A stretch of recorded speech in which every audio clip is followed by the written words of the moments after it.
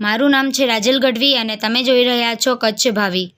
ધાર્મિક જીવનમાં પવિત્ર શ્રાવણ માસનું વિશેષ સ્થાન છે। આ સમયમાં ભક્તિભાવ, સેવાભાવ અને પરમાત્મા પ્રત્યેની અખૂટ શ્રદ્ધા સાથે અનેક સેવા કાર્યો અને ધાર્મિક કાર્યો યોજવામાં આવે છે। આવો એક અનોખો પ્રસંગ અંજારની પ્રસિદ્ધ ગોવર્ધન નંદીશાળા ખાતે ઉજવવામાં આવ્યો હતો, જ્યાં 700થી વધુ નંદીઓને તાજી અને પૌષ્ટિક શાકભાજીથી ભરપૂર ભોજન આપવામાં આવ્યું। આ ભાવસભર કાર્યક્રમનું મુખ્ય કેન્દ્ર બિંદુ હતા મહંત ત્રિકમદાસજી મહારાજ, જેમને જાતે ઉપસ્થિત રહી ગૌમાતાઓને શ્રદ્ધાપૂર્વક કાકડી, ટમેટા, બટેકા, પાલક, દૂધી, ફુલાવર અને કોબી જેવી શાકભાજી 4000 કિલો ખવડાવી હતી।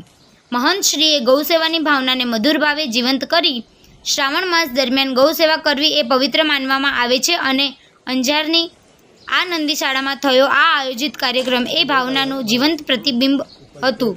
કાર્યક્રમ દરમિયાન અનેક ગૌભક્તો, નંદીશાળાના કાર્યકરો અને અંજારના સમર્પિત નાગરિકો ઉપસ્થિત રહ્યા।